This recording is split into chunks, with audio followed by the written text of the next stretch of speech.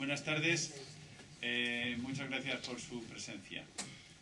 Es para mí un honor y una alegría, como decano del ilustre Colegio Oficial de Doctores y Licenciados en Filosofía, Letras y en Ciencias de la Comunidad de Madrid, recibirles y presidir la presentación de este libro de un queridísimo amigo y compañero, don Fernando Carratalá Teruel, insigne catedrático de Lengua y Literatura, ameno como pocos, trabajador como muchos y desde luego fructífero como casi ninguno. De nuevo nos regala un libro suyo, en este caso Manual actualizado de vocabulario español, un libro del cual van a hablar las personas que me acompañan en la mesa: don Juan Antonio Espósito, profesor de Lengua y Literatura, notable especialista en Juan Ramón Jiménez, en uno de nuestros premios Nobel, o Nobel, ¿cómo hay que decir? Nobel. Y querido amigo y compañero también, tanto de Fernando como mío y de la institución. Muchas gracias por tu presencia, es un placer escucharte y aprender de ti como siempre.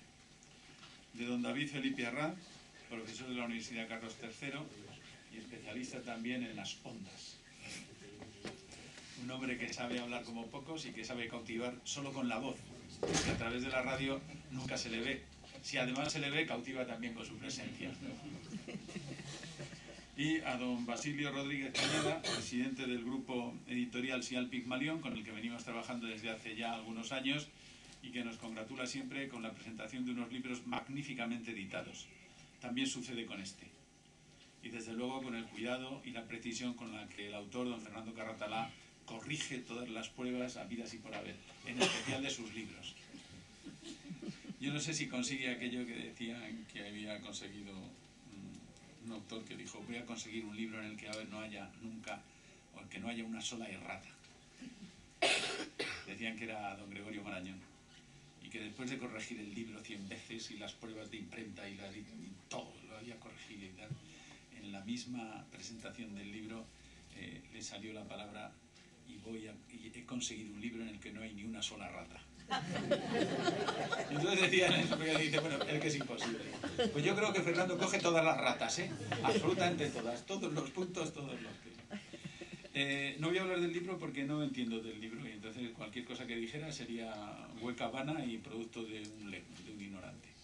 Pero sí voy a hablar de Fernando brevemente y decir que es un placer compartir con él desde hace 40 años una amistad que hunde sus raíces en lo laboral. Hemos compartido y hemos sido catedráticos de bachillerato muchos años, ¿verdad? En el mismo instituto, y luego también en lo personal. Y después nos hemos reencontrado en el colegio y después nos hemos reencontrado también en esta universidad de mayores, en la que tenemos la suerte, la enorme suerte, de seguir dedicándonos a lo que nos ha gustado durante tantos años. Disfrutamos, hemos disfrutado y seguiremos disfrutando de esta noble, estupenda y enriquecedora profesión que es la enseñanza, porque nos enriquece también a nosotros.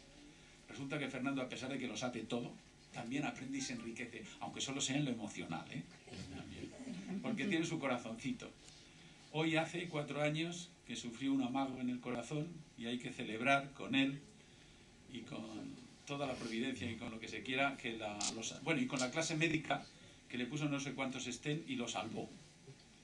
¿Lo salvó? Yo creo que lo salvó de verdad. Yo recuerdo una imagen en la que le acompañé cuando le estaban dando de alta, no yo hace 4 años, sino hará 4 años dentro de 15 o 6 días, ¿no? Y estaba enternecido, estaba desvalido, estaba la médico que llegó allí a la habitación, yo no sé si te acuerdas, primero me quiso echar como diciendo, solo familiares. Y Fernando dijo, no, Roberto se queda y tal. Estábamos Elena, él y yo solos, ¿no? Y se puso a explicarle qué es lo que le había pasado y lo que tenía que... Y os aseguro que estaba Fernando desvalido, sentado en el borde de la cama y con una carita de verdad que parecía absolutamente conmovido y tal. Gracias, me ha salvado usted la vida y tal. Y la médica dice, no, tranquilo, yo he hecho lo que tenía que hacer, mi profesión, y lo hemos hecho bien y está...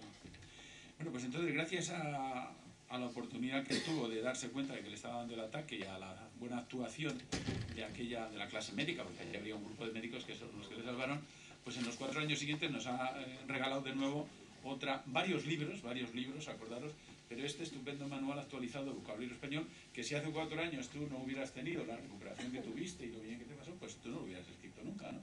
Así que hay que darle gracias. Nos hubiera mareado allá arriba o allá abajo.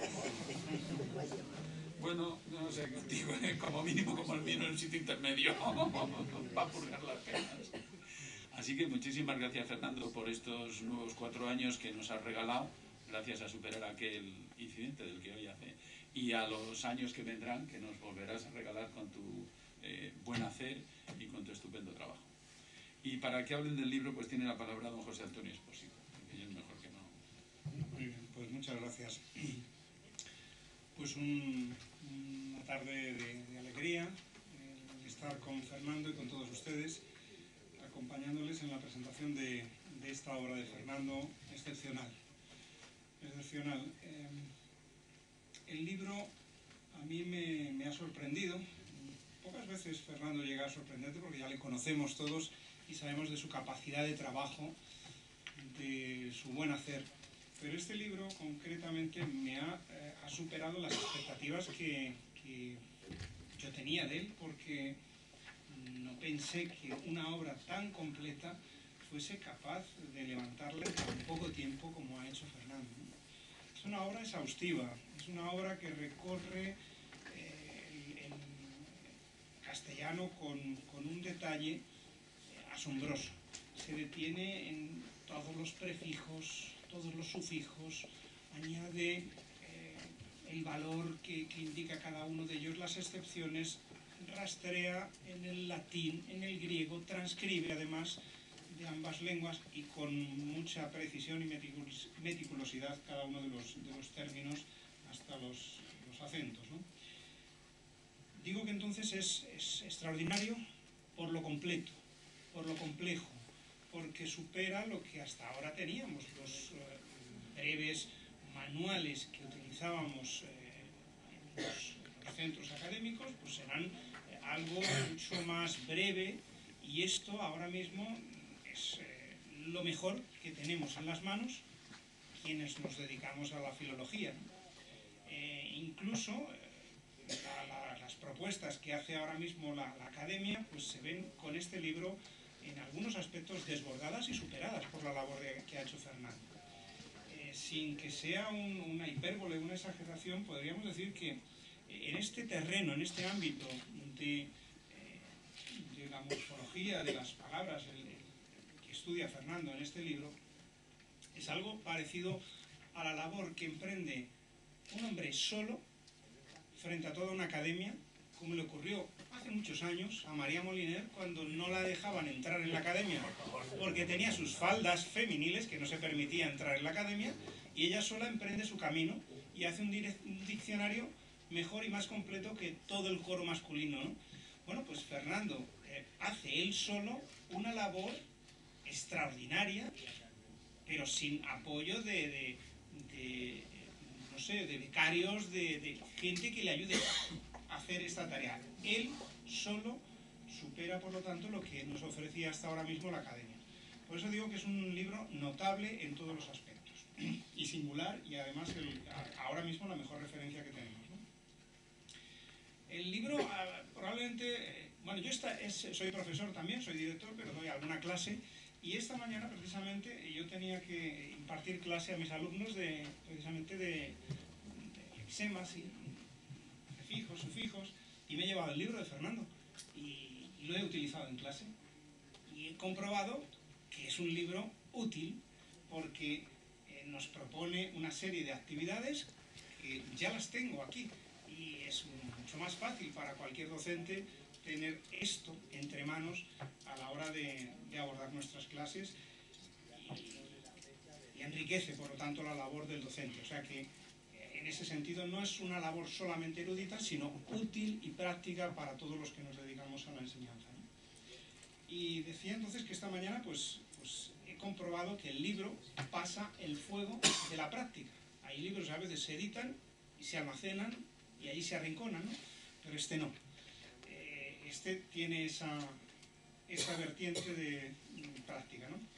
Quizás sí podría sugerirles al editor, que ha hecho una labor espléndida con este libro, sobre todo por la claridad que ha editado el libro, el tipo de letra, los márgenes, las letras versales, las versalitas que ha utilizado, muy elegante en toda la presentación, con algunos dibujos alusivos muy, muy interesantes, pero sí os propondría, tanto al editor como al propio Fernando, algo más condensado para que fuese para que fuese libro no de profesores sino de alumnos.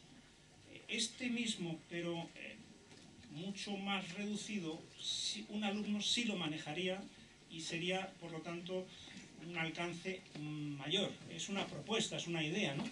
Igual que tenemos a veces esas propuestas didácticas de algunos profesores de sintaxis o de ortografía, este, sin duda alguna, creo que podría tener ese interés para todos, ¿no? Bueno, hay partes maravillosas del libro en las que combina no solamente la erudición, el estudio gramático, sino que también Fernando, como buen degustador de la literatura, ha sumado la poesía y utiliza ejemplos hermosísimos de poemas que ilustran lo que está explicando. Esta misma mañana yo les explicaba a mis alumnos lo que son la diferencia entre una sigla y un acrónimo, y Fernando colocaba allí el poema famoso de Dámaso Alonso, que les he leído a los chicos, y he ojeado también otra serie de poemas que incluye, y están estupendos, vienen pues desde poemas de Ángel González, incluso había una página de mi querido Juan Ramón, que es muy bonita, en la que precisamente son unas páginas que dedicas al final a la expresión del olor, del gusto, de los colores, y son verdaderos ensayos sobre estos aspectos, estos sentidos, ¿no? Como el castellano, la variedad y la riqueza que tiene para expresar matices de olor, de gusto, de tacto, etc. Y bueno, pues hace un repaso de distintos autores, desde Azorín, pero me llamó la atención, por ejemplo, esta página en la que se hablaba precisamente de la expresión del sonido, y nos describe el final de la página en la que muere Platero, ¿no? Perdón, no en la que muere Platero, sino en la que muere el canario, ¿no? Esa página además es muy interesante porque precisamente cuando Juan Ramón publicó este libro, Ortega, en una famosa conferencia que dio en el Ateneo de Madrid, era el año 14, claro, y el mundo había entrado en la Gran Guerra, ¿no? Y Ortega sí era muy amigo de Juan Ramón, se apreciaban y se querían ambos mucho, pero Ortega soltó una pequeña puya a Juan Ramón porque vino a decir algo así como que los intelectuales españoles pues andan un poco despistados, y en un momento tan convulso de la humanidad hay gente que se dedica a cantar o a hacer una elegía a un canario, ¿no? Era una alusión, evidentemente, a Juan Ramón, a Platero, a esa página en la que habla de la muerte del canario. Una página espléndida, maravillosa, ¿no? Juan Ramón, que le llegaron las noticias de esto, pues respondió con ese sarcasmo y esa agudeza que tiene siempre el hombre inteligente y sensible, ¿no? Y vino a decirle: mira, Ortega, si hubiera muchos hombres en el mundo con la sensibilidad y la inteligencia de cantar a un animal suyo, a un animal, dice, no habría imperialismos ni guerras en el mundo, ¿no? Es decir, que tenemos que educarse sentimentalmente a nuestros jóvenes precisamente para evitar eso, las guerras, los imperialismos. Y eso nos venía a decir Juan Ramón en esa página. Bueno, pues aquí elige precisamente Fernando ese fragmento para hablarnos de la expresión del sonido y cómo esa muerte del canario está siendo tratada con ese mimo, con cómo lo desmenuza la intensidad, cómo se va graduando de esa pérdida de vida progresiva que encontramos. Y a continuación pues hace un repaso de cómo se matiza el sonido, distintos adjetivos en nuestra lengua. Y lo mismo hace con el olor, etc. Esas páginas me parecen maravillosas.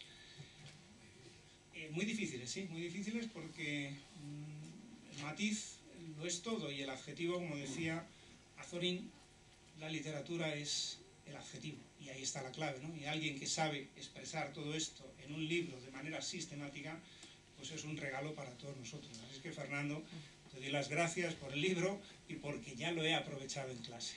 Gracias de verdad. Enhorabuena.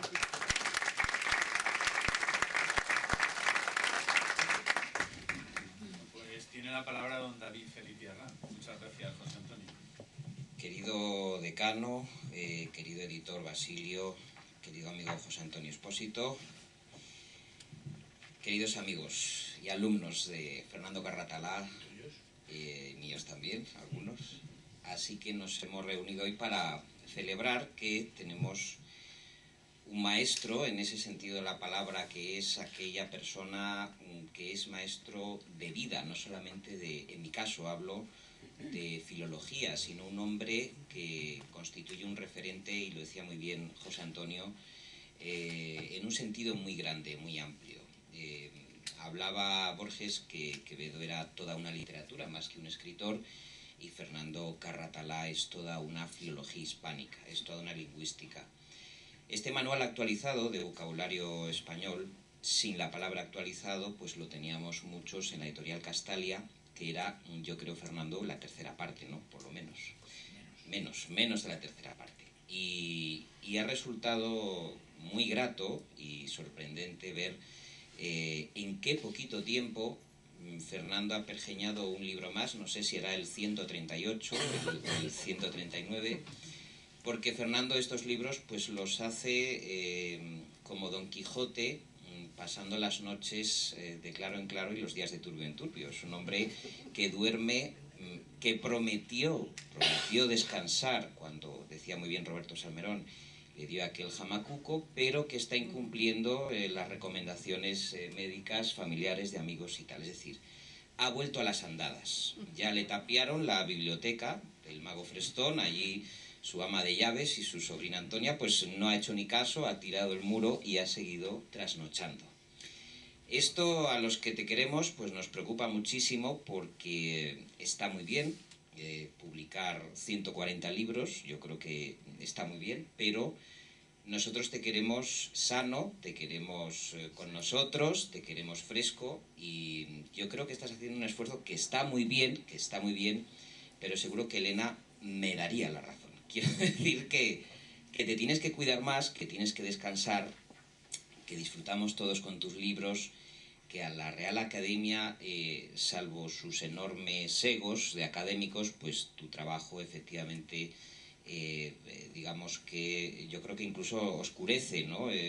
Porque no encuentro yo que hagan esta producción lexicográfica ni filológica como la que tú haces. Sí, están haciendo una colección muy interesante, por cierto, que edita Alfaguara. Acaban de publicar Yo el Supremo, de Roa Bastos, con un estudio filológico y anotación que son como 10 folios. Imagínense que se lo llegan a encargar a Fernando Carratalá. Pues hubiera salido otro tomo de Yo el Supremo, con comentario de texto, tal, en fin. Quiero decir que efectivamente sí deberían contar contigo, pero bueno, la cosa es como es. Y yo había escrito así como unas líneas muy breves, diciendo que yo creo que escribes obstinadamente en la oscuridad o en la luz de tu habitación, de tu despacho, porque para eso pues llegaste de Alicante a Madrid, y sobre todo para mostrarnos ese movimiento continuo de la filología, del que yo creo que tú eres epígono, el último mohicano de una tradición.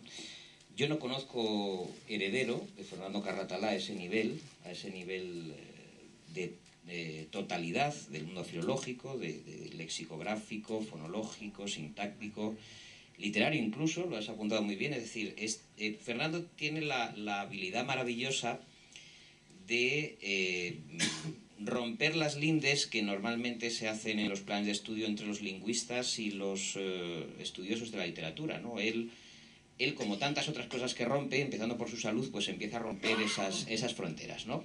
Lo rompe todo. Pues esa también, y eso es muy interesante. Y ese movimiento continuo de la filología tiene algo que yo creo en él, que le pasa, y es que es algo que lleva a la contraria a la muerte. Es como si la quisiera desmentir. Es decir, aquí estoy yo, con las botas puestas las 24 horas non-stop y me da igual lo que me prescriban y lo que me digan. Así las cosas, pues Fernando ha querido vivir la vida de las palabras, fabricar libros sin parar, mediante ese precipitado de obstinación, de sabiduría que produce un tomo y otro, mediante una aleación muy curiosa de ilusión y frenesí que da una obra filológica y que es esa pasión que digo que le precedieron en otros sabios que luego mencionaré y que él menciona en el libro. Entonces, este volumen encuadernado yo creo que tiene algo, Fernando, de la misma entidad física más o menos que tu amado Quijote, es decir, que tú todo esto lo manifiestes en un libro material y que lo publique nuestro querido Basilio Rodríguez Cañada en estas ediciones de lujazo, pues te da mucho gusto, y a mí también. Porque Fernando yo creo que hace todos estos libros como si fuesen en realidad, si lo tomásemos de forma global, como el libro de toda una vida, un libro de obsesión y de pasión por la filología, un libro y unos libros que seguirá haciendo, hilvanando, pergeñando, más allá, no me cansaré de recalcarlo, de cualquier esfuerzo razonable de cualquiera de nosotros, incluso de alguien viejoven como yo, un esfuerzo razonable.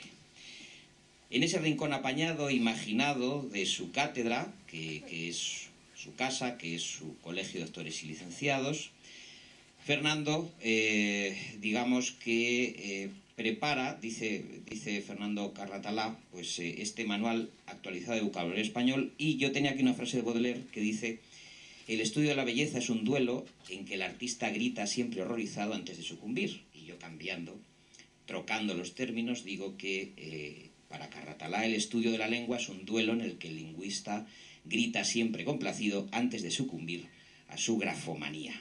Porque él es grafomaniático, es un escritor convulso, compulsivo. Le entra la vomitona gráfica y produce estas obras maestras.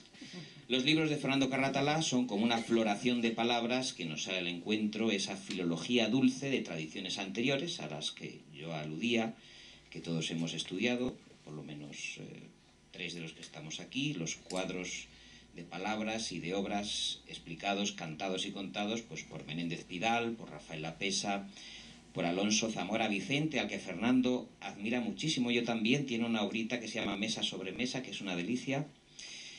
Don Emilio Alarcos Llorac, su gramática funcional del español, García Yebra, que también menciona Fernando Carratalá, y el gusto estético, y ahí sí que entronca muy directamente con don Fernando Lázaro Carreter, es decir, estudio de la lengua y estudio de la literatura, ese hermanamiento tan difícil. Entonces en él, en Fernando Carratalá, se reúne ese espejo pentagonal de la semántica, la homonimia, la composición, la prefijación, la derivación, y todos que lo hemos tenido de maestro, pues le recordamos enunciando de pronto prefijos, sufijos y cómo funciona la formación de palabras, ¿no? A ese cuadro de funcionamiento filológico le añade la literatura. Habla José Antonio de JRJ, de Juan Ramón Jiménez, pero tenemos aquí cuadros de don Benito Pérez Galdós, de mi admirado Robert Hughes, que me ha sorprendido mucho que aparezca un hombre de gusto tan exquisito como Robert Hughes metido en un libro de filología, porque él es un experto en arte, Robert Hughes, pero Fernando, que es un hombre cultísimo y amantísimo, con un gusto estético, aparte de ese corazoncito de oro que decía Roberto Salmerón, pues hay un arrobamiento estético muy potente en él. Y luego, descubrimientos, yo ignoraba, El hombrecito vestido de gris y otros cuentos, de Fernando Alonso, un pasaje de Quevedo y otro de Pérez Reverte, que les voy a decir cuáles son para que se rían un poco, porque el de Quevedo es muy conocido, bueno, es la página 103, pues el retrato del licenciado Cabra, que Fernando Carratalá resume de la siguiente manera, para que se hagan ustedes ideas. Seguro que además, Fernando, esto lo has escrito de una tacada. Este libro está, digamos, escrito a empujones y a impulsos. Y dice, página 105.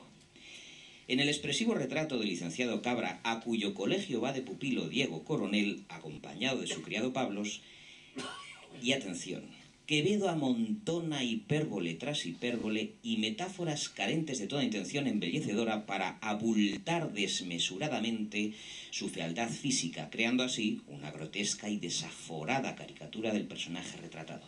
Y con un lenguaje transido de ingenio y fuerza cómica que muestra hasta la saciedad la riqueza expresiva que alcanza su estilo satírico, Quevedo dispone de un limitado caudal de vocabulario que utiliza, no obstante, con gran economía y concisión, lo que confiere al texto una extraordinaria fuerza expresiva.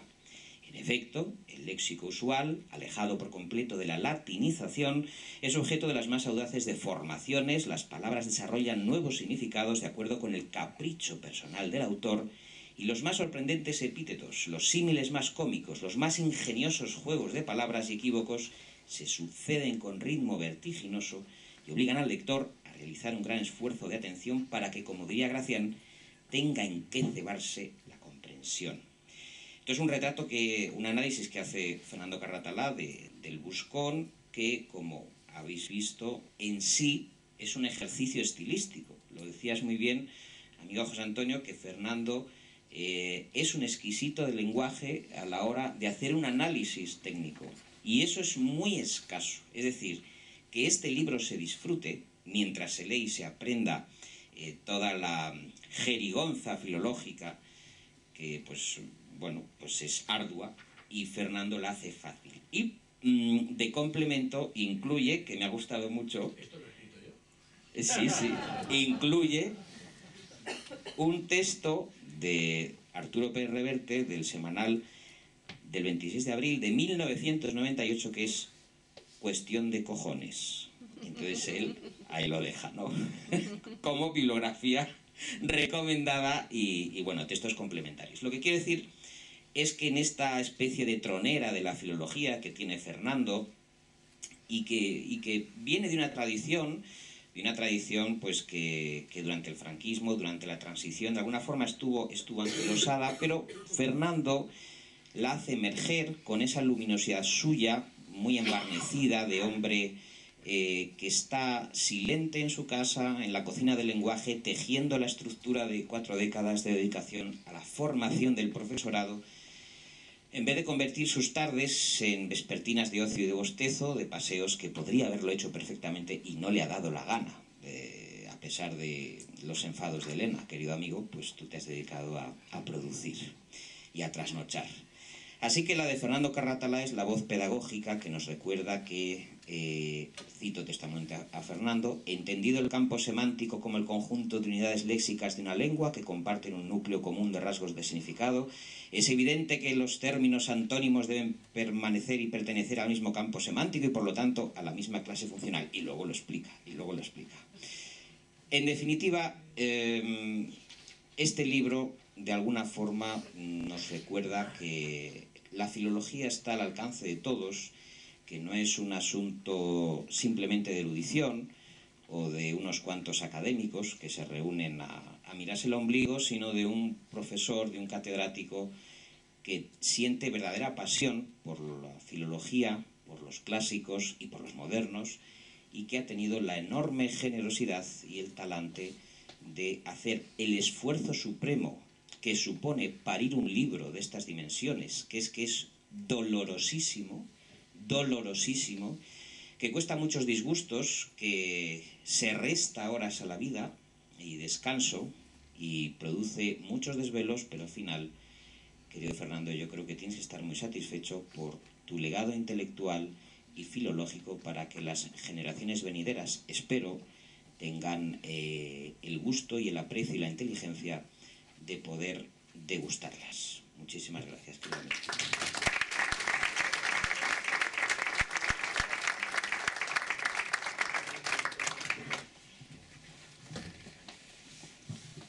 Bueno, si la literatura es el adjetivo, vamos muy bien. Muchas gracias, Muchas.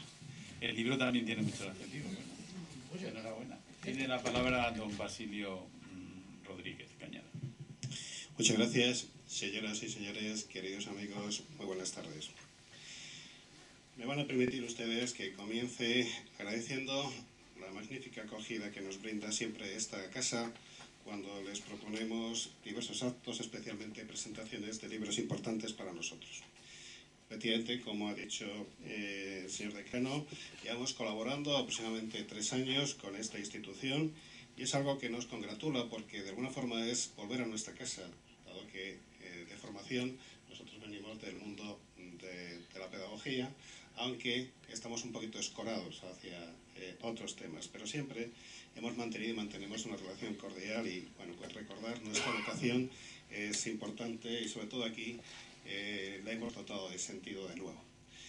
Gracias, por tanto, por acogernos, Roberto, y te ruego que hagas extensivo este agradecimiento a todos los trabajadores de esta casa que, insisto, se desviven para que nos sintamos a gusto en las distintas actividades que convocamos. Dicen que, y yo lo creo, que las casualidades no existen. Lo cierto es que, efectivamente, nosotros como grupo editorial en este año 2017 hemos cumplido 20 años. 2 décadas de trabajo editorial ininterrumpido, más de 1.750 libros. Pero si recordamos nuestros comienzos, cuando realmente no estábamos seguros, no ya de permanecer 20 años, sino de dotar siquiera de continuidad al proyecto, pues teníamos una serie de referentes, teníamos una serie de personas, de maestros, de escritores, que nos sirvieron de inspiración. Y no me crean ustedes si les digo que cuando empezamos con un pequeño despacho y cuando estábamos vinculados al contexto universitario, en el Colegio Mayor Universitario de Estados Unidos de África, ese pequeño despacho y con un número de libros con los que queríamos cimentar este proyecto editorial también muy reducido, pues casualmente estuvimos trabajando en el año 1997, repito, hace 20 años, con un libro de un autor al que desconocíamos y que respondía al título de Manual de Ortografía Española. Lo utilizamos porque como profesionales que proveníamos de un ámbito distinto a la filología y que nos embarcábamos en un proyecto en el que la filología es mucho más importante que la pedagogía. Luego me di cuenta que no, que la pedagogía me ha ayudado mucho quizá para permanecer.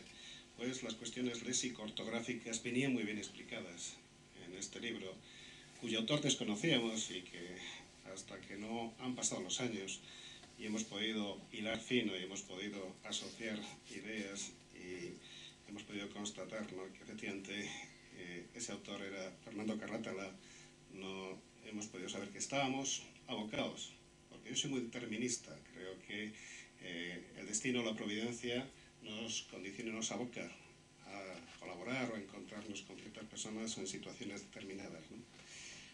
Poco tiempo después, bueno, unos cuantos años después, 9 años después, sí que ya fuimos conscientes de que había un autor, filólogo, que respondía al nombre de Fernando Carratala, al que todavía no conocíamos, porque era el autor de un manual de vocabulario español que estuvimos utilizando pues hasta hace aproximadamente año y medio, hace un par de años. Porque hay que reconocer que ese manual de ortografía pues no es que fuese superado, sino que aparecieron otra serie de ediciones, algunas de ellas auspiciadas por la propia Real Academia Española que se ha mencionado aquí esta tarde, y pues de alguna forma nos dejamos seducir por esas nuevas ediciones, sobre todo con ese marchamo, con el marbete de que eran las ediciones oficiales de la Real Academia, y desplazamos ese manual de ortografía de Fernando. Pero repito que el manual de vocabulario español, aunque ha habido muchas ediciones modernas de este mismo tema, con esa edición, desde mi punto de vista, mucho más simple, más fea que la nuestra, con esas cubiertas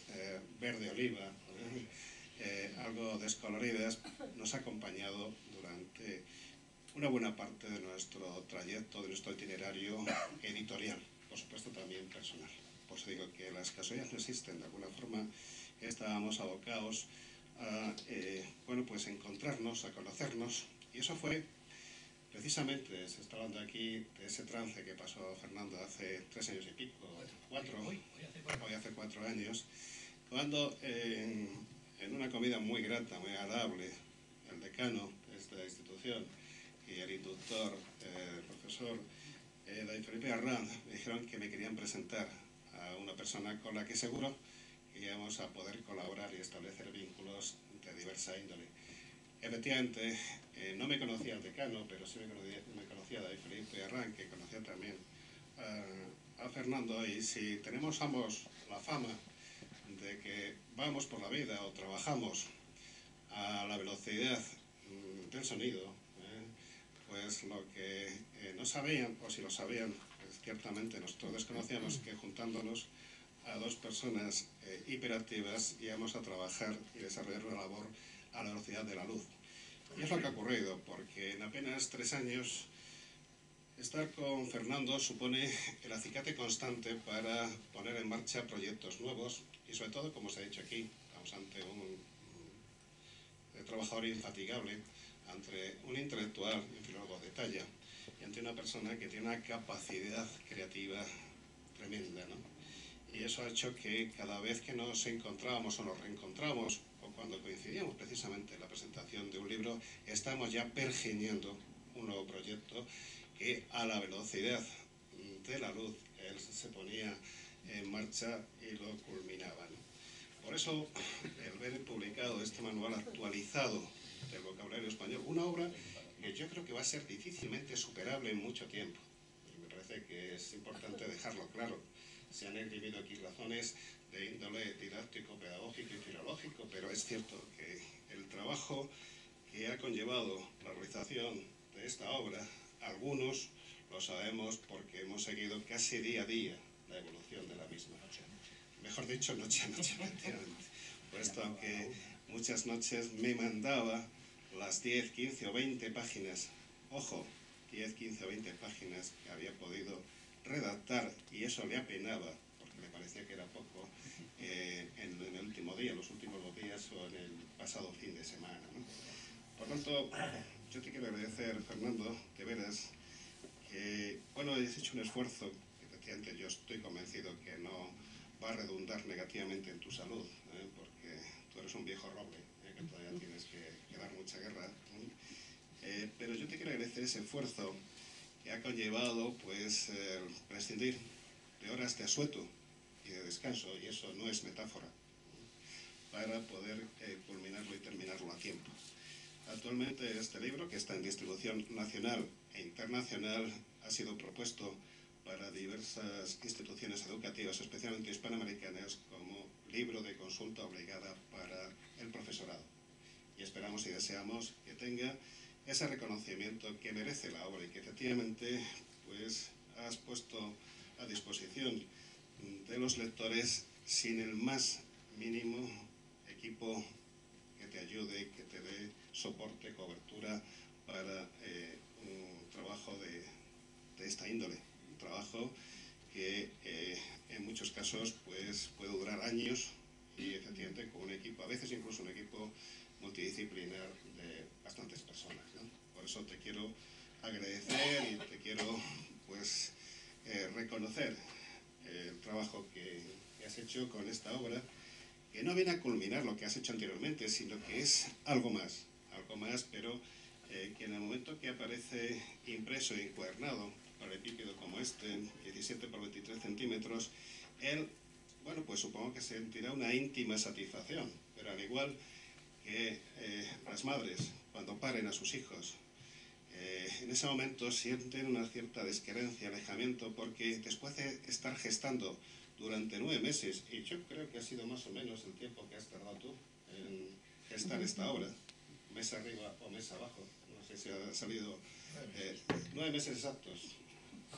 para que vean que los editores no somos tan mentirosos como proclaman, pues al igual que las parturientas, al igual que las madres, cuando paren a sus hijos, sienten pues una cierta desazón, porque ya no lo llevan dentro de sí, porque ya no se alimenta de su propio cuerpo, porque de alguna forma tiene vida propia, pues a Fernando le ocurre algo parecido, ¿no? Y para combatir esa desquerencia lo que hace es meterse en un nuevo proyecto que le ilusiona tanto más que el anterior y olvidarse del que acaba de nacer. Por eso hemos tardado unos cuantos meses en presentar este libro, porque no encontraba tiempo, porque ya estaba inmerso en la realización de un nuevo libro que nos ilusiona a ambos, porque es lo que comentábamos al principio, somos dos locos, ¿no? y en el momento que en nuestras conversaciones surgen temas que nos interesan a ambos, pues ponemos en marcha la maquinaria, en su caso de la gestación y de la creación, y en el mío pues el de la impresión y la distribución. Y efectivamente ahora mismo estamos ya trabajando en un nuevo texto sobre COE, comunicación oral y escrita, especialmente centrándose en la comunicación oral, porque en cuanto a comunicación escrita ya hemos publicado una serie de obras que podrían tener fundamento y razón de ser, pero yo estoy convencido que no nos vamos a quedar aquí, sino que haremos ese manual de COE completo, aunque empezaremos con la comunicación oral y luego incluso pues a lo mejor recalamos en la comunicación no verbal, un reto que no sé si aceptará Fernando, pero que me parece que puede ser también de utilidad. 10 años, señoras y señores, tardan muchas personas en escribir un libro. En 3 años, Fernando Carratala ha escrito 10 libros para nosotros. 10 libros como este que implican un trabajo en pro de documentación, de redacción, de pulimiento, de trabajo, como digo. Y no solo eso, sino que en estos 3 años escasos de colaboración hemos puesto en marcha la colección Magister, con ese marbete de enseñar a enseñar, destinada fundamentalmente a los docentes, en la que intentamos dotar a estos profesionales de herramientas para poder desarrollar mejor su trabajo. Por tanto, creo que no es algo que deba pasar desapercibido, puesto que entre esas 10 ediciones de libros para nosotros muy importantes tenemos desde el comentario estilístico de textos literarios y su aplicación a la enseñanza de la lengua, pasando por el comentario lingüístico de textos literarios y su aplicación a la enseñanza de la literatura, pasando por de la comprensión lectora al disfrute estético, la utopía vital quijotesca, una magnífica edición de versos para la Navidad de José García Nieto, etcétera, etcétera, etcétera. Está Paloma aquí. Por tanto, señores y señores, para nosotros es una gran satisfacción haber encontrado un hombre como Fernando, que, como decía antes, es un ejemplo vivo de abnegación, de trabajo, y que además pues, tiene ese afán por intentar transmitir sus conocimientos. No es un intelectual egoísta, ensimismado, encerrado en sí mismo, sino que le encanta comunicar y compartir. Eso se nota a la hora de asistir a sus clases y se nota, por supuesto, a la hora de redactar los libros, que tienen todos ese componente pedagógico. Yo espero que todos los lectores que se pueden acercar con curiosidad o con interés o por necesidad a esta obra vean colmadas sus aspiraciones y, de alguna forma, obras como esta, 20 años después, iniciar un camino difícil como es el camino de la edición, nos justifican plenamente en nuestro trabajo. Por eso espero que los lectores representados aquí esta tarde por todos ustedes sepan también encontrar la gratificación, la justificación, ¿no?, al trabajo de los autores o del autor y del editor en este manual actualizado del vocabulario español, o si lo desean en el próximo libro de comunicación oral que estamos preparando. Muchas gracias.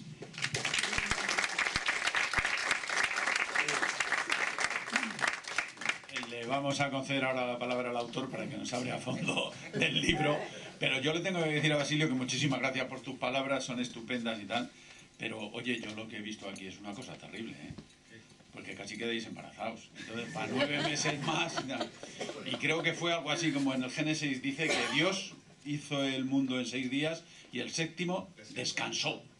Oye, Fernando, estás ya en el 7º día, por favor. Así que abandona ese proyecto, de eso nada, aplázalo por lo menos otros 7 días, Pero 7 días consistentes, es decir, cada uno de 9 meses. Está terminado antes de que acabe el año. Bueno, tiene la palabra el ínclito don Fernando Carratala. Después de todo lo que se ha dicho aquí. Bueno, en primer lugar, estoy feliz de la mesa que tengo, ¿no? En la mesa están, como habréis podido ver, mis amigos. En primer lugar está José Antonio. Tengo que deciros que José Antonio nos conocimos en un accidente de tráfico cuando íbamos a un tribunal de oposiciones del que yo era presidente. Y ahí empezó nuestra amistad por culpa de un golpe, ¿no? Y luego ha resultado ser no el primer especialista español o europeo en Juan Ramón Jiménez, sino probablemente el primer especialista mundial. Ha pasado muchas horas en Puerto Rico, en Río Piedras, en la biblioteca, descubriendo originales y editándolos con la tipografía y la forma como lo editaba Juan Ramón.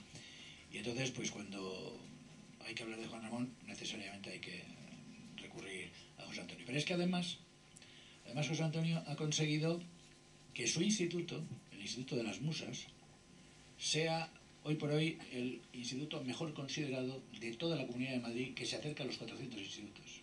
Está el número 1 de los institutos, ¿no? Lo que demuestra pues el trabajo durísimo de un director. Yo conocí su instituto cuando prácticamente eran barracones y hoy en día pues es un modelo de...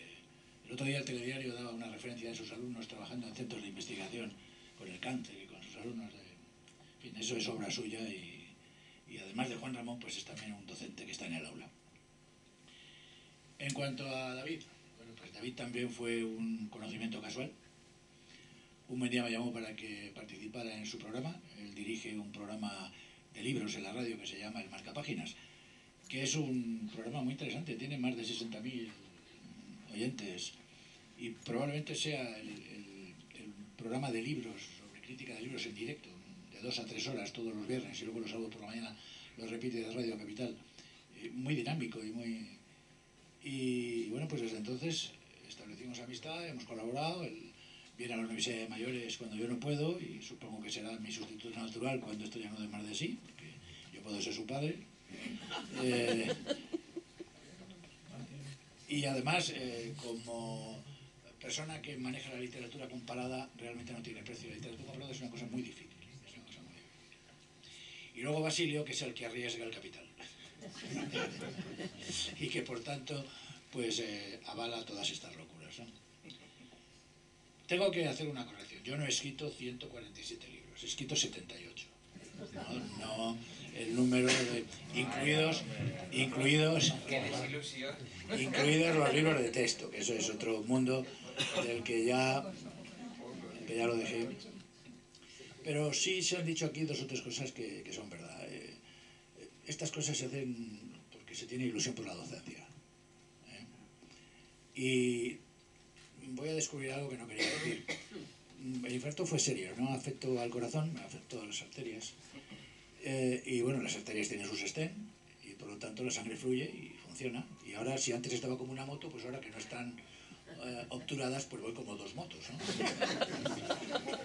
Pero está la idea de que se puede uno morir en cualquier momento.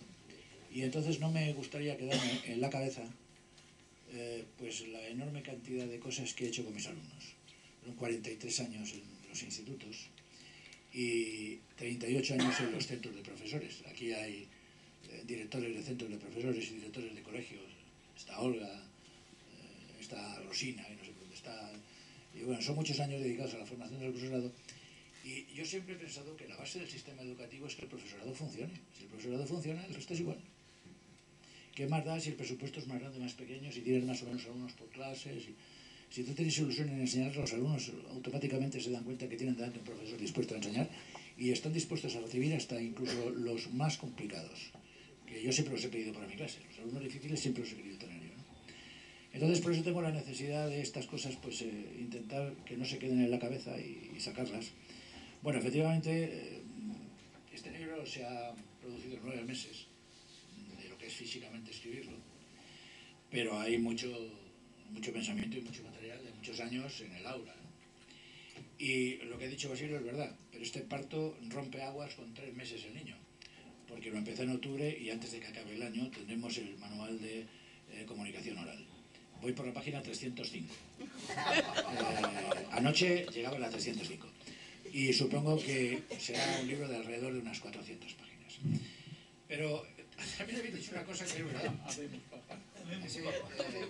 Que el libro ya echado al mundo ya no me dice nada. Es decir, lo más interesante para mí del libro, no os podéis imaginar qué página es. Es la página... Porque os voy a leer lo que pone esa página. Después de la nota del editor, el prólogo... En la página 21 dice el libro: a Sandra y Sonia, mis nietas, en pleno proceso de aprendizaje de nuestra hermosa lengua española. Para mí eso es lo fundamental del libro. Es decir, dejarle a mis nietas un manual para que amen la lengua por la que yo doy la vida y el día de mañana pues la manejen con la misma alegría con que yo la manejo. Ahora, si entramos en el libro, pues hombre, el libro sí tiene, combina la parte filológica, que es un poco compleja, porque por ejemplo las palabras en latín, que hay muchas, vienen con su cantidad vocálica, cosa que no se suele hacer en los manuales habitualmente, y eso supone un enorme esfuerzo por parte del editor. O por ejemplo, el mucho griego que hay que utilizar, pues no hago la transliteración a través del latín, pongo la palabra en griego tal cual y el que no sepa griego pues que se aguante. Pero se supone que los filólogos un mínimo de conocimiento del griego para manejar este libro sí que tienen. Pero una de las cosas que más me ha interesado, lo habéis dicho los dos, es establecer puentes entre la lengua y la literatura. Es decir, cuando yo explico un fenómeno lingüístico, quiero ver que ese fenómeno lingüístico tiene una trascendencia en la lengua literaria. Bueno, aquí hay sufijos, prefijos, verdaderamente para aburrir, ¿verdad? Verdaderamente para aburrir.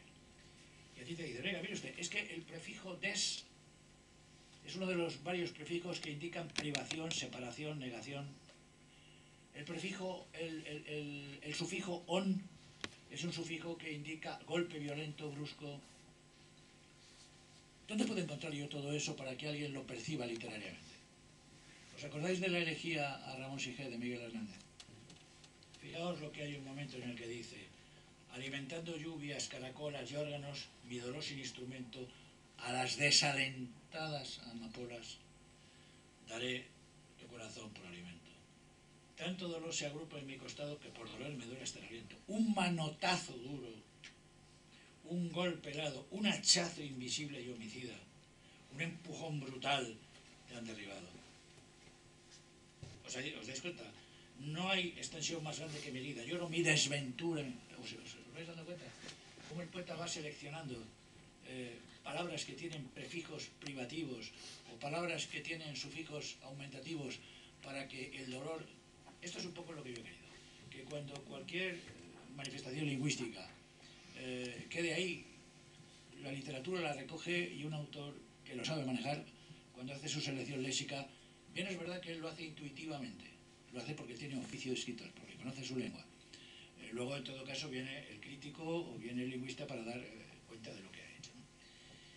Este libro tiene diferentes partes. La parte quizá más entretenida para un profesor, después de hablar de la necesidad que se tiene de manejar el diccionario, son estas nociones de lexicosemántica, de lo que es la sinonimia, de lo que es la antonimia, de lo que es la polisemia, de lo que es la homonimia, porque esas cosas verdaderamente no son nada fáciles. Pero claro, si yo os pregunto, ¿qué es lo contrario de comprar? Lo contrario de comprar es no comprar. Pero para la semántica lo contrario de comprar es vender. Porque para que haya alguien que compre tiene que haber alguien que venda. Claro, si yo ahora con eso puesto ahí os digo lo contrario de masculino que es, eso ya es más discutible, ¿verdad? Pero evidentemente lo contrario de masculino es femenino, porque son términos complementarios. La afirmación de uno implica la negación del otro. Entonces, ¿dónde está la antonimia realmente? Pues en la gradación. Y claro, cada lengua los grados los determina con conjuntos de palabras verdaderamente sorprendentes. Porque, por ejemplo, si yo te digo, vamos a ver, lo contrario de alto es bajo. Sí, ¿por qué? Porque mira de lo que puedo hablar. ¿Te vas por arriba? Corpulento, crecido, espigado, gigante, grandullón, larguirucho, talludo. Y si te vas por abajo, chaparro, enano, liliputiense, pigmeo, rechoncho, renacuajo, repolludo, retaco, tapón. Este es el drama. Que luego cuando uses un vocablo de estos, pues tienes que ver cómo lo estás usando. Porque depende mucho de la intención comunicativa, de la entonación que le des y incluso hasta puedes ofender. Eso por ponernos un ejemplo simplemente en el tema de la antonimia. Pero si os pongo ejemplos en el tema de la sinonimia, he ido a coger uno que nos interesa a todos los de la tercera edad. Ahora, a ver, yo recuerdo una vez en la sala de profesores que entré y había dos profesoras que estaban discutiendo, dos compañeras, porque la una le había llamado a la otra vieja y esta se había sentido muy ofendida. Y yo, para terminar de arreglarlo, dije, bueno, tú no es que estés vieja, es que estás vetusta. Y entonces añadí el grano de arena necesario. A ver, ¿por qué cuento esto? Pues fijaos, una persona puede ser vieja, ¿verdad? Pero depende del registro lingüístico con que tú utilices la palabra vieja, viejo. Provecto, carroza, chocho, gagá, Matusalén, abuelo, carcamal, vejestorio, caduco, decrépito, longevo, senil, decano de la Universidad de Mayores. Es decir, hay una enorme posibilidad. Bueno, por ponernos... Usted va a castigar. Bueno, por ponernos un ejemplo, ¿no? Aquí he ido seleccionando cosas. El diccionario, es que el diccionario está en plena efervescencia, ¿eh? Si yo os dijera lo que ha pasado, por ejemplo, con una palabra como la palabra bajo. Si miráis la palabra bajo en el diccionario anterior, en la edición del 2001, y veis la 23 edición del diccionario, la 23ª, y veis que hemos pasado de 33 acepciones a 51. Y además las conocéis todas, ¿eh? Es decir, si yo os diera ahora las hojas, las conocéis absolutamente todas y las manejáis absolutamente todas. Lo que pasa es que no sabéis que lo sabéis. Pero claro, porque la lengua se aprende en función de con quién tú te estás comunicando. Hay pues un montón de acepciones sustantivas, un montón de adjetivas, preposicionales, adverbiales. Es algo verdaderamente tremendo, ¿no? Claro, luego en los libros de texto se origina cada barbaridad. Mirad, es muy difícil distinguir la polisemia de la homonimia. La polisemia es cuando una palabra tiene muchos significados. La homonimia es cuando dos palabras coinciden en la forma, pero cada una tiene una procedencia etimológica distinta. Pero ¿cómo distingues tú eso? Yo tuve una serie de discusión con Manuel Álvarez, que estuvo a punto de echarme estuvo a punto de echarme porque se lo tomó como un insulto. Cuando se presentó el diccionario esencial Santillana, pues él decía que, bueno, pues que distinguir la homonimia de la polisemia es una cosa pues relativamente sencilla. Bastaba con que no hubiéramos ningún nivel de proximidad semántica y que la cosa ya estaba, ¿no? Y yo al final en el diálogo dije, bueno, es que yo no tengo eso muy claro. Vamos a hacer un experimento. A ver, de los que hay aquí. La palabra gato. Hay dos palabras distintas, gato miau miau y gato instrumento para elevar pesos, porque si hay dos palabras distintas, estamos en la homonimia. Pero si es la misma palabra, estamos en la polisemia. Y usted dice que con simplemente percibir la relación analógica, un alumno lo va a entender. A ver, que levante la mano quienes piensan que eran lingüistas prácticamente lo que había allí. Bueno, pues más o menos levantaron la mitad de la mano porque era polisemia y la otra mitad porque era homonimia. Y le dije, ¿lo ve usted? Y él contestó, pues no lo acabo de comprender, porque claro, el gato cuando eleva su torso, pues realmente en esa capacidad de elevación de la columna vertebral del gato está la analogía. Y yo le dije, bueno, eso cuando tú se lo explicas a un alumno, el alumno lo sabe porque tú se lo explicas, porque yo puedo ver que un gato tiene un rabo, como lo tiene el aparato, y que entonces yo cojo el rabo del gato y los traigo contra una pared. Y a lo mejor puede estar ahí la relación de... Y claro, le supo muy mal. Pero claro, yo lo que necesito es que me den recursos didácticos. No que me diga usted que como filólogo conoce una asociación que un alumno no va a encontrar. Claro, cuando a ti te dan cuestiones homonímicas, poniéndote los ejemplos que te ponen los libros de texto, bagazo, aumentativo de vago, holgazán, bagazo, con B, residuo fibroso resultante, todo esto lo saco de libros de texto. Entonces empezamos a hacer homónimos y lo único que conseguimos es pues, confundir a los alumnos. Bueno, hay un capítulo dedicado a ver cómo eso puede resultar sin que se compliquen las cosas, ¿no? Yo tenía aquí, en el tema de los prefijos y los sufijos, muchas cosas buscadas, porque habría que hacer divertido el trabajar con cientos y cientos y cientos de prefijos y sufijos. Y había que ir bueno, pues añadiendo textos que sirvieran para poner una nota de alegría en el libro, ¿no? Los falsos prefijos. Los falsos prefijos. Voy a leeros un pequeño texto sobre los falsos prefijos. Reguapa, repollo y repito. Cuentan de un extranjero que paseando por una ciudad española se quedó mirando a una muchacha. Reguapa, oyó que alguien gritaba. Se paró en seco, sacó su diccionario y consultó. Aquella palabra no aparecía. Se dirigió a quien había lanzado el piropo y le preguntó: oiga, ¿qué significa reguapa? Reguapa, pues 2 veces guapa. Reguapa es como decir guapa, guapa. El hombre tomó nota. Re igual, repetir 2 veces. Que es realmente el significado del prefijo. A la semana siguiente un amigo le invitó a comer en un restaurante. Este pidió pollo. Y como a nuestro extranjero le encantaba, pidió: a mí, repollo. Cuando le sirvieron, comprobó desolado que el plato de su amigo contenía un espléndido pollo al ajillo, mientras que el suyo, una especie de verdura que, para colmo, despedía un olor tan desagradable. Se comió aquello a duras penas. Terminadas sus respectivas raciones, el español le llamó al camarero y le dijo: repito. Nuestro protagonista suplicó: por favor, para mí solo pito. Bueno, quiero decir que en el libro hay una de cal y una de arena para poder hacer un poco más asumible. Y luego tú has hablado de los acrónimos. Y bueno, ya que estamos de broma, y lo malo es que esto se va a colgar luego en la red, pero he estado viendo el capítulo dedicado a las siglas y a los acrónimos. Bueno, solamente en leyes educativas, las que tenemos nosotros, que si la LOE, que si la LONCE, que si la LOPE, que si la LOCSE, que si la madre que lo parió. Claro, cada campo del saber ha buscado sus acrónimos. Y yo he buscado en toda la ortografía académica, que es así de gorda, todos los acrónimos y siglas que la academia pone, y los he puesto por orden alfabético. Pues para que sepamos, bueno, la academia que nos enseña. Y, curiosamente, el GEMAC no está. El jefe del Alto Estado Mayor Conjunto no está. Curiosamente está la palabra RIP. Requiem, Casting, Pacem. En cambio no está la palabra RIC, República Independiente de Cataluña. No está.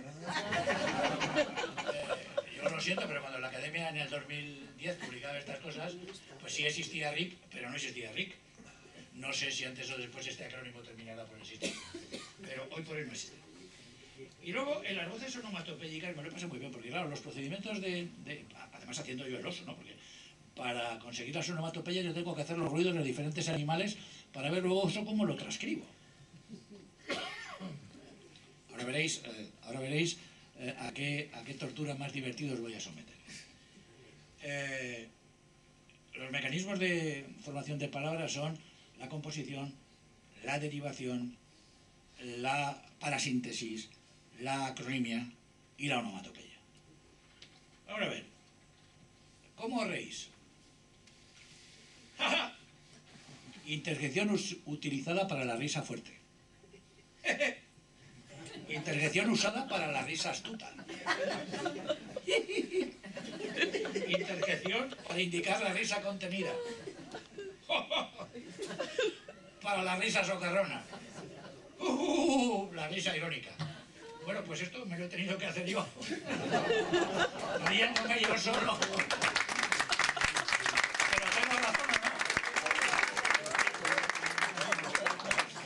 ¿no? Bueno, pues mis nietas pensaban que estoy absolutamente loco. Pues claro. A ver, tienes que expresar júbilo. ¡Yujujú! Pero lo tengo que transcribir, es decir, no solo oírlo, sino que hay que ponerlo para ver lo que quieres indicar. Me lo pasé muy bien con esto, ¿no? Porque claro, con las voces de los animales, bueno, si es que no es lo mismo el gato que maulla porque dice miau miau que el gato que maulla cuando está en celo. El gato en celo dice marramao. No lo digo yo, lo dice la academia. Yo supongo que habrán ido académicos detrás de un gato en celo para ver cómo maulla. Pero el marrameau no es el marramao es el gato en celo. Y todas esas cosas, pues yo las he puesto aquí en las onomatopeyas porque me lo he pasado la mar de bien.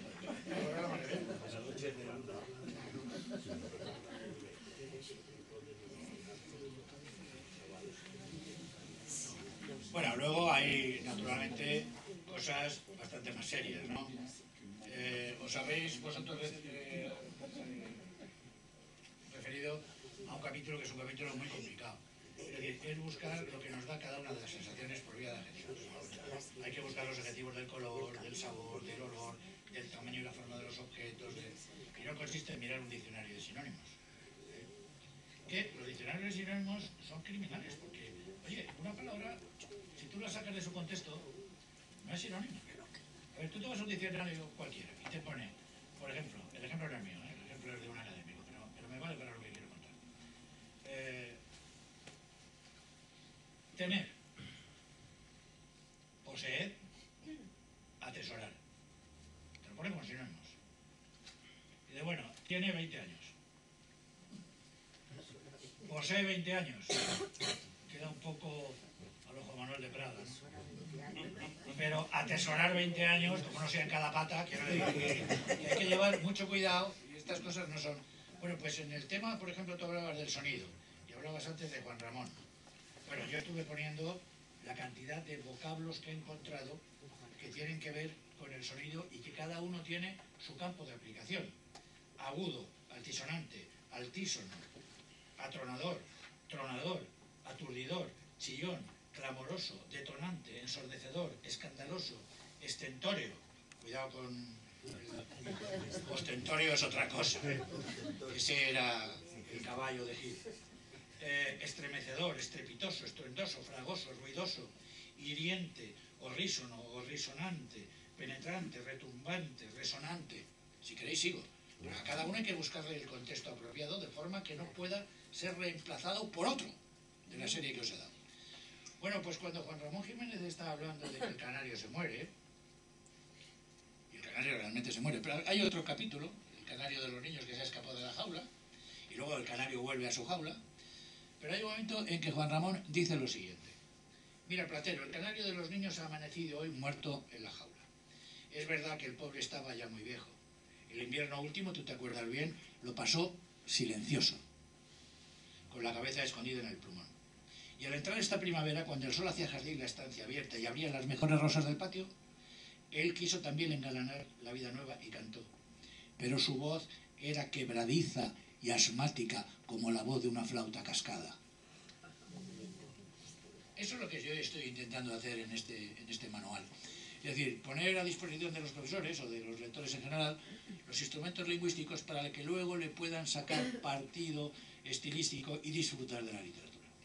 Claro, a mí, como en las clases que os doy no me dejáis la lingüística, pues porque os reveláis en cuanto me pongo lingüista, lo puedo entender, me gusta más la literatura pura y dura, pero eso es necesario, ¿no? Y luego los últimos capítulos los he dedicado pues, a algo que me preocupa a mí muchísimo, ¿eh? Y es cómo se está empobreciendo el vocabulario hoy, el vocabulario de los adolescentes. Cada vez menos apropiado, cada vez menos variado, cada vez más incorrecto. Y eso es preocupante. Y yo no le estoy echando la culpa a las nuevas tecnologías, ¿eh? No quiero entrar en ese debate.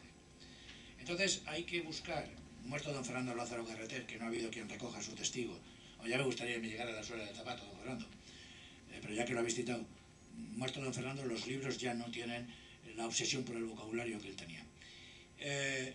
Entonces, una de las cosas que me preocupa es que hay que plantear ejercicios que sean fáciles de hacer en clase para movilizar los recursos inertes que uno tiene y convertirlos pues un poco, porque no consiste en que cuando tú no sabes lo que significa una palabra vayas al diccionario y la cojas y digas ya está.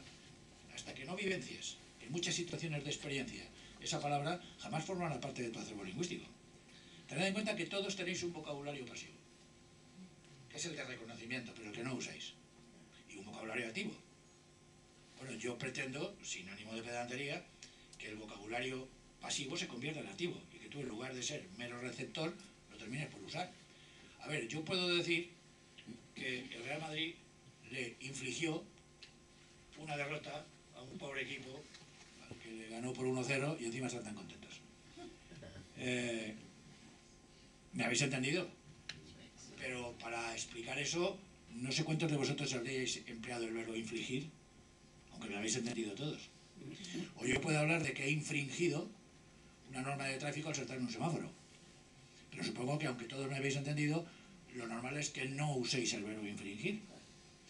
Y todavía sería mucho más grave que empleéis el verbo infligir o infligir, que son variantes que no existen ninguna de las dos. Y para cómo cuando alguien lo usa las variantes que no debe usar porque son las incorrectas. Entonces aquí hay un montón de ejercicios pensados pedagógicamente y explicados para que cada cual pueda ir enriqueciendo de una manera, evitando las palabras comodín, las palabras cliché, y buscando palabras que sean más apropiadas para lo que uno quiere comunicar, porque si no al final pues empobrecemos enormemente el lenguaje. Hay un par de capítulos y el último tema es el más complicado de todos, el más filológico de todos, ese de las familias de palabras. Ese sí es un tema muy duro. Pues claro, para ahí sí que se necesita un cierto conocimiento del latín.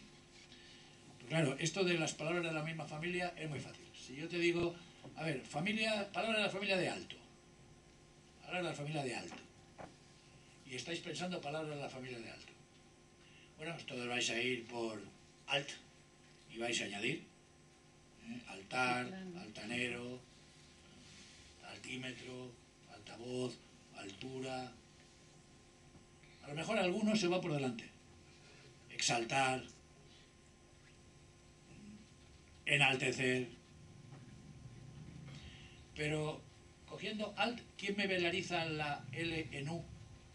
Y cuando tengo el diptongo au monoptongo y me sale ot, y por ahí tengo otear, otero, que es ver desde lo alto. Es lo mismo.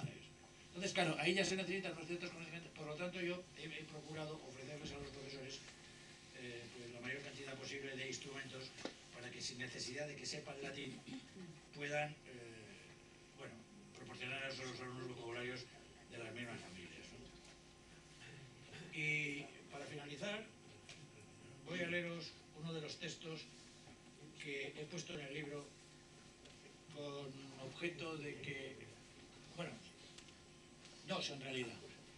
Uno de Gabriel Miró, sin el cual yo no sería yo, y otro de Manuel Vicent, que también es valenciano. Bueno, cuidado, Valencia, yo soy de Alicante, es una cosa diferente.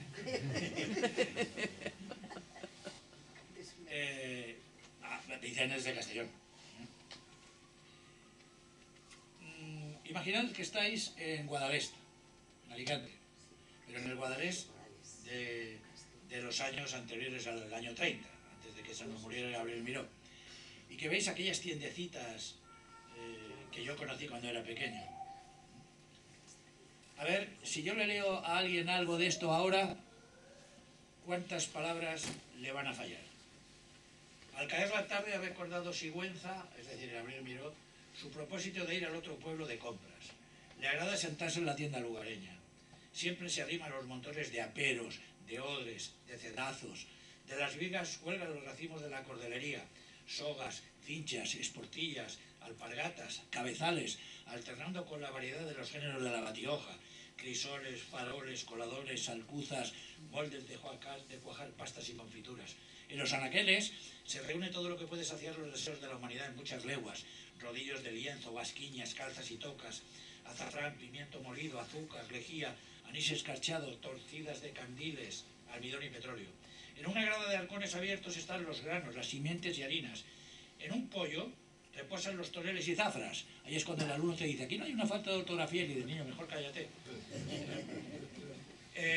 Se junta la obra del alcayer: lebrillos, tinajas, hortas, cosiores. En las alacenas del portal se ofrece la mercería y bujería: dedales, alfileres, cadejos, abalorios, sorpresas, figuritas de alpeñique, puros de regalicia, peonzas de zumbel de colores, y las vidrieras se empañan de la respiración de las criaturas que vienen a mirar. El olor de esa tienda tan humilde y concreta es olor de mundo. Esto es manejar el vocabulario. Claro, lo absurdo es que yo no puedo enseñar este vocabulario hoy, porque yo entro en una tienda y no me encuentro nada de esto. Ah, pero entonces me encuentro a mi amigo Manuel Vicent. Pero yo lo conozco personalmente. Tampoco por razones obvias conocía a Gabriel Miró.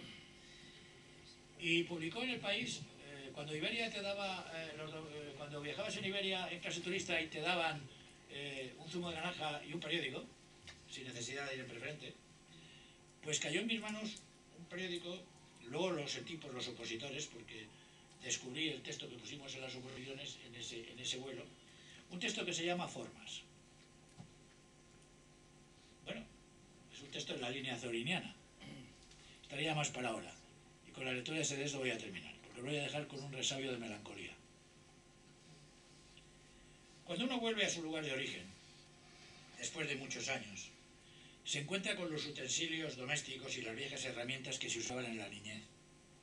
El molinillo de café, el almud, la balanza romana, el molde de las magdalenas, el almirez, el arado, el trillo, la hoz, los trébedes, la plancha de carbón, puntos suspensivos, para que vuestra imaginación siga poniendo.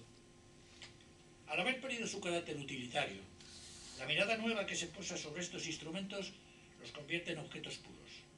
Están depositados todavía en alacenas o despensas polvorientas y almacenes derrumbados, un espacio que ha sido abandonado.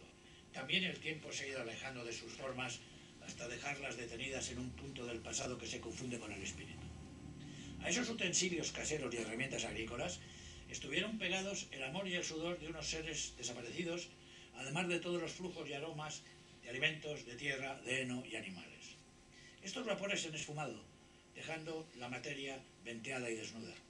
Si alguien desubicara estos objetos y los trasladara desde el espacio donde duermen bajo el polvo a la sala de un museo y los colocara bien iluminados sobre un plinto, una nueva energía zen brotaría de su interior para transformarlos en obra de arte minimalista.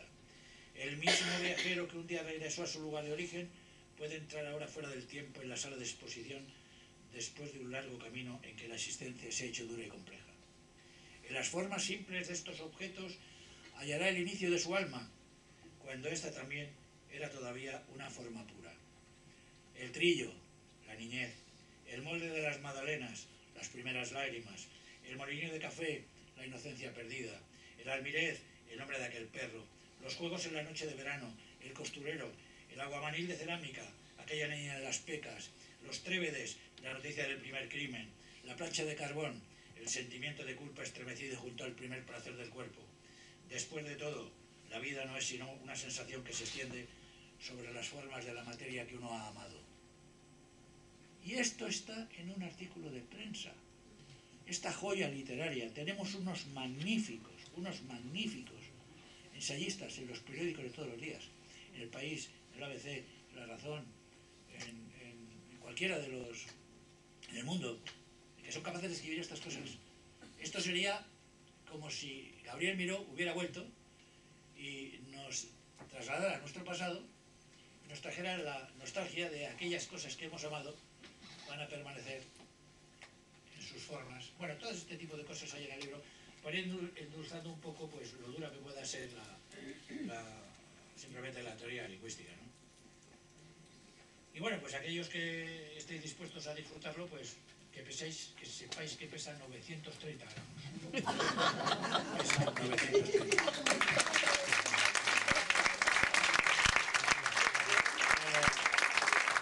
Y una cosa más, espero que antes de que terminen las vacaciones le pueda mandar la comunicación oral, la competencia oral a Basilio con sus 400 páginas más o menos. Enseñar a hablar a la gente, si es que no solo no saben escribir, sino tampoco saben hablar. Pues enseñar cómo se dialoga, cómo se hace una expresión oral, una exposición oral, todo ese tipo de cosas. Me callo ya, señor decano, ya me callo. Lo mismo que Dios nos iluminó el sexto día, creando el cielo y la tierra y el sol, tú nos, Zeus de las publicaciones, nos amenazas de nuevo con un rayo y relámpago que ya va por la página 305 y que nos iluminará en breve. Muy bien, hombre, adelante. Un momento, tengo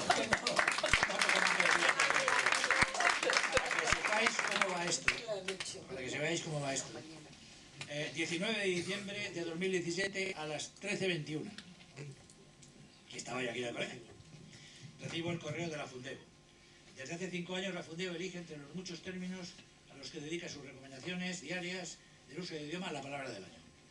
La primera de ellas en 2013 fue Scratch, a la que siguieron selfie en el 2014, refugiados en el 2015 y populismo en el 2016.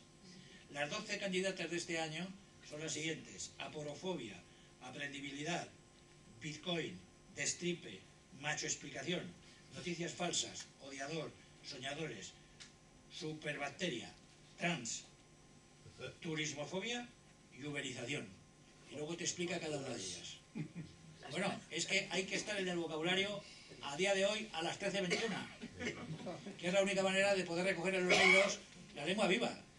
Por tanto, a mí el libro dentro de 2 años ya no me vale, porque somos una coine de una vitalidad tremenda.